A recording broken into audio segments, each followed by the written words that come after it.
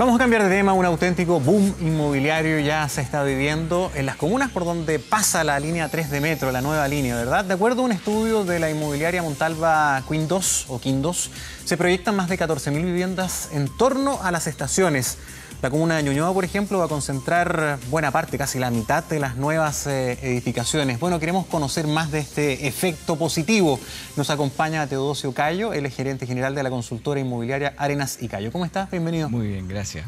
Bueno, es esperable, ¿no?, que este tipo de desarrollo urbano traiga este grado de beneficio y otros, ¿no? No solamente la facilidad de transporte, sino que también cómo se va robusteciendo la ciudad.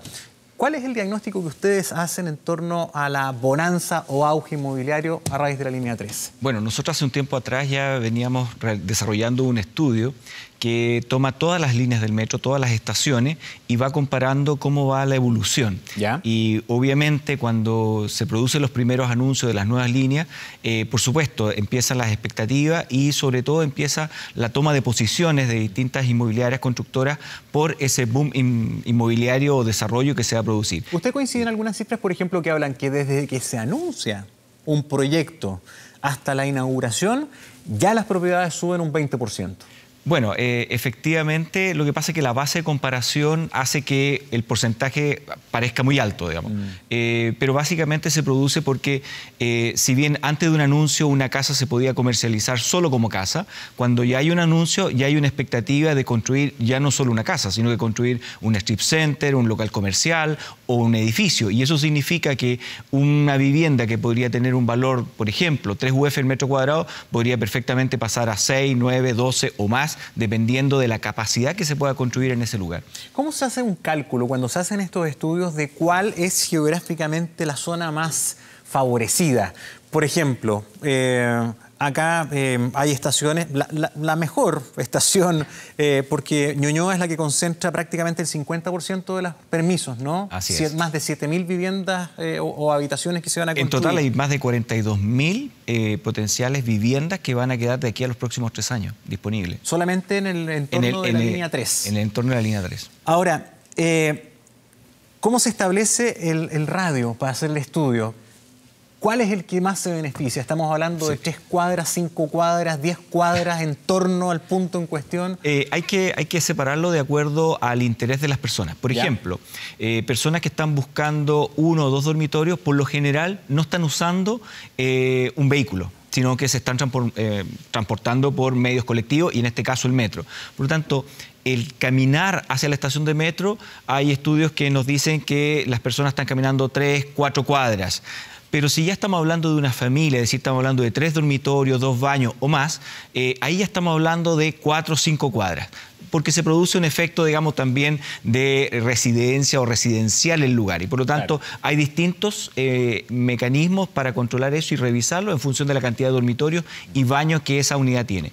Entre más cerca del metro estemos, por supuesto, las unidades son más pequeñas y más posibilidades de combinarlo con construcciones de tipo comercial. Entre más lejos del metro, sectores más residenciales. Y por lo tanto, el cálculo que se debe hacer va en función de la distancia, pero también va en función del eje sobre el cual me estoy moviendo, ¿ya? No necesariamente es un círculo, sino que se mueve a través del eje y particularmente en algunas zonas también hay que considerar, por ejemplo, el abastecimiento, si tengo supermercados cerca, si tengo otro tipo de locomoción y particularmente también en algunas zonas qué grado de, por ejemplo, delincuencia policial o problemas policiales existen, porque eso también va afectando la colocación o instalación de ciertos proyectos más inmediatos. Claro.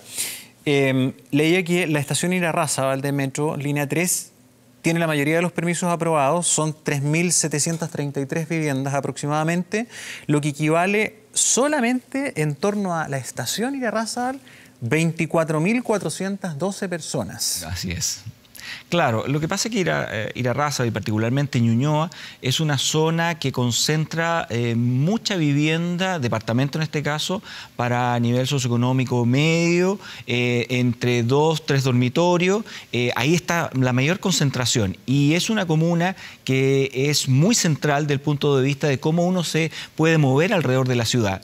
Y hoy día con la estación que ya está en funcionamiento, permite perfectamente conectarse con todo el resto de las líneas de metro y por lo tanto llegar a prácticamente toda la ciudad. Y eso hace que se concentre en esa zona un alto porcentaje de permisos que ya estaban otorgados y que se empiezan a desarrollar para entrega de aquí a los próximos 3 años. Teodosio, acá estamos hablando de construcción vertical, son edificios fundamentalmente, ¿no? Sí, fundamentalmente son edificios. Básicamente el valor del suelo prácticamente impide que se hagan desarrollo de vivienda de baja altura, como podrían ser, por ejemplo, una casa de 2 pisos o incluso algún condominio de 4 o 5 pisos. En realidad, por el valor del suelo y por la densidad que permite esa zona, en realidad estamos hablando de proyectos de 15 o más pisos.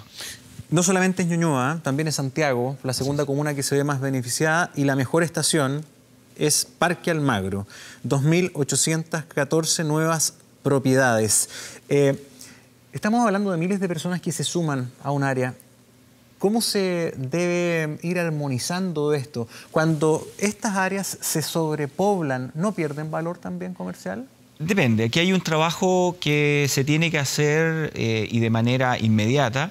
Los municipios deben ir a revisar cómo están sus planes reguladores en el sentido de cuáles son los servicios que hay alrededor de estos puntos, cómo se va a transportar esta gente, porque no necesariamente lo va a hacer a través del metro, y cómo esas zonas también están equipadas con otro tipo de servicios. Por ejemplo, hablábamos recién de supermercados, colegios, todo lo que tiene que ver con trámites que las personas necesariamente tienen que hacer, bancos. Es decir, hay una serie de servicios que van alrededor de estas zonas que, por supuesto, hoy día cubren de alguna manera la necesidad que existe, pero se empiezan a crear microzonas o focos que pueden ser comerciales y que perfectamente pueden permitir abastecer esa zona de manera razonable, digamos, para que no se produzca un traslado a otra comuna o a un sector muy lejano que produzca, por supuesto, atochamientos u otros problemas, digamos. Sí.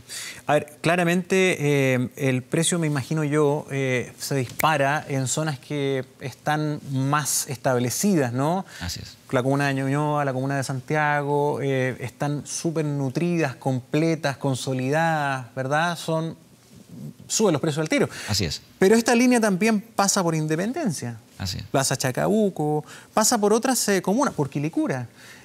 Y ahí sube el precio, pero no tanto. Sí, ahí hay que tener hacer una observación. Ya. Hoy día, entre más baja es la base de comparación, más porcentaje vamos a ver de incremento. Pero lo que no significa que más alto es el valor. De hecho, por ejemplo, en Ñuñoa hay más potencial. Mucho más potencial. Por ejemplo, si una persona X quiere aprovechar esto también como inversión. Absolutamente. O quien piense, algún día me voy a comprar algo para mi jubilación, podría ser una buena chance pensar en Quilicura o Independencia, porque tal vez en 15 años más esa propiedad va a valer muchísimo más. De hecho, las rentabilidades que hoy día aparecen en esas comunas que no tienen tanto desarrollo inmobiliario se acercan al 7 y 7,5%. En otras comunas que ya están más consolidadas uno puede encontrar rentabilidades del 5,5%. Yeah. Por lo tanto, los valores probablemente son más altos de renta en esos lugares del 5,5% que las del 7%. Pero la probabilidad de aumento del valor final y por lo tanto que al cabo de terminar el crédito hipotecario esa propiedad ya tiene una plusvalía, tiene mayor probabilidad de alza que en estos otros sectores más consolidados. De hecho, se produce una curva donde las propiedades van creciendo en su valor, pero llega un momento que también se empiezan de alguna manera a estancar porque se vuelven propiedades ya antiguas, usadas, los sectores en realidad no tienen el mismo comportamiento y ahí los nuevos proyectos empiezan a capturar esa nueva demanda. Entonces, también hay que tener cuidado y que esto no es tan eterno, digamos, aunque las propiedades por lo general tienden a subir y no a bajar, digamos. Muy bien, Teodosio Cayo, gracias por venir como siempre al canal 24 Horas. Gracias a ustedes. Que esté muy bien, buenas tardes. Buenas tardes.